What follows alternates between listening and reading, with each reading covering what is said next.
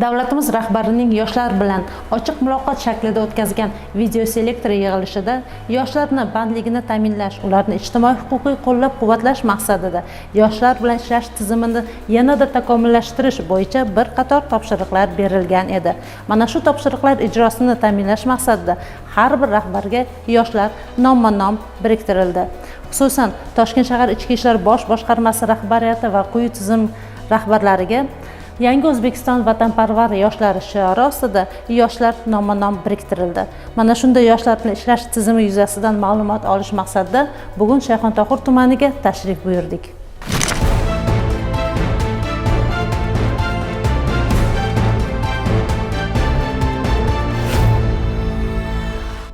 Shayxontohur tumanida amalga oshirilayotgan ishlar yuzasidan ma'lumot olish maqsadida Shayxontohur tumani ichki ishlar organlari faoliyatini muvofiqlashtirish boshqarmasi boshlig'iga yuzlanamiz.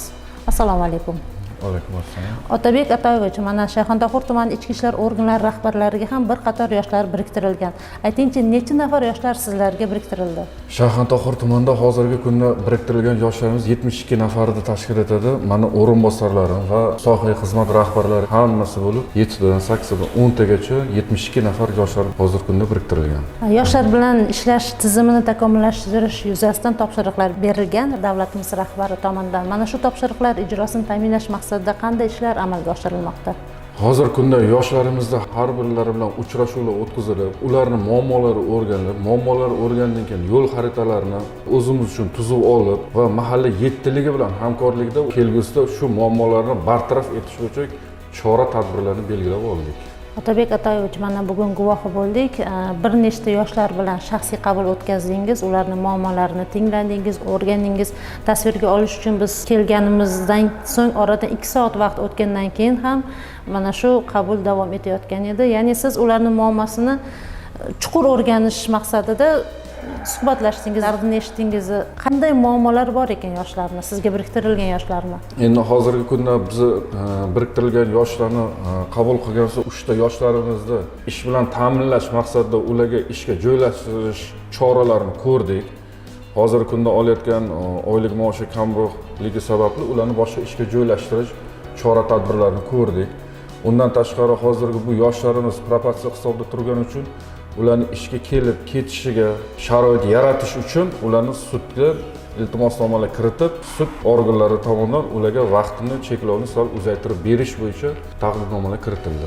Sizlarga biriktirilgan probatsiya hisobida, shuningdek profilaktik hisobda ro'yxatda turuvchi giyohvandlik yoki psixotrop moddalar iste'mol qilishga moyil bo'lgan shaxslar ham sizlarga otaliqqa biriktirilgan.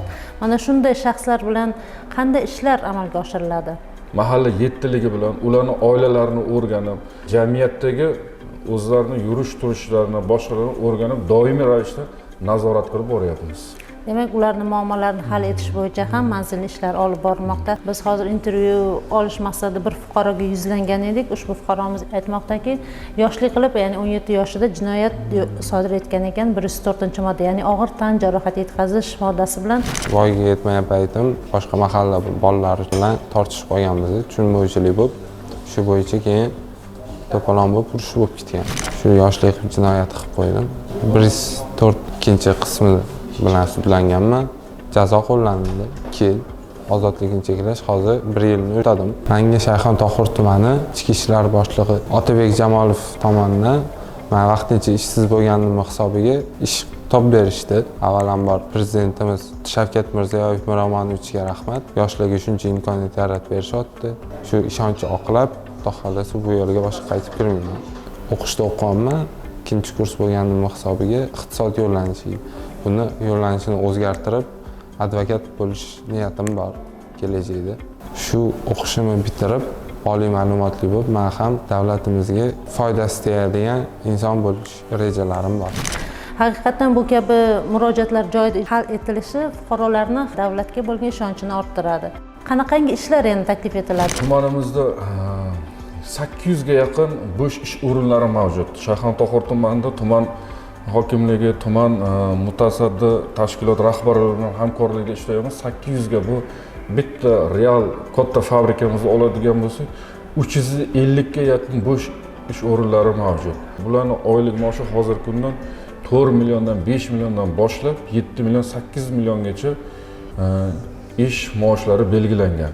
Undan tashqari boshqa katta tashkilotlarning ish bo'sh joylar mavjud. Tuman hokimligi bilan hamkorlikda olib borgan chora-tadbirimiz deyarli hozirgi kunda ishsiz kundan kun kamayib, o'zimiz mahalliy yettilik bilan ijrosini ham birgalikda ta'minlayapmiz. Boshqa yoshlar ham ishsiz, bandlik ta'minlanmagan yoki bo'lmasa o'qishga kira olmagan yoshlarga qanday yordam ko'rsatish choralari ko'rilmoqda? To'g'ri savolni ko'tardingiz. Hozirgi kunda bizada mahalla yettiligi bilan mahalla raisi boshchiligida profilaktika inspektori, hokim yordamchisi, yoshlar yetakchisi boshchiligida har bir mahallamizda xatlovlar o'tkazildi. Bu xatlovda biz hozir har bir yoshlarni uyma-uy, xonadonma-xonadon kirib o'rganib chiqdik.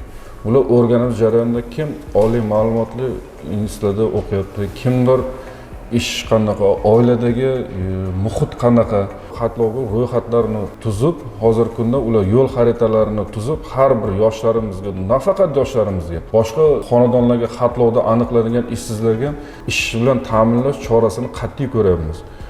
Ayrim xonadonlarga kiryapmiz, ishlamagan hammasini chaqirtirib, ishga jo'natib, boshqa chora-tadbirlarni belgilayapmiz. Shu hokim yordamchilari tomonidan, yoshlar yetakchilari tomonidan hamkorlikda chora-tadbirlarni belgilab olganmiz. Rahmat bergan ma'lumotingiz uchun. Hurmatli fuqarolar, o'zingiz guvohi bo'lganingizdek, har bir yoshlar davlat himoyasida. Davlatimiz rahbarining tashabbuslari bilan otaliqqa olingan yoshlarning muammolari o'rganiladi va ijtimoiy jihatdan qo'llab-quvvatlash, ularning bandligini ta'minlash choralari ko'riladi.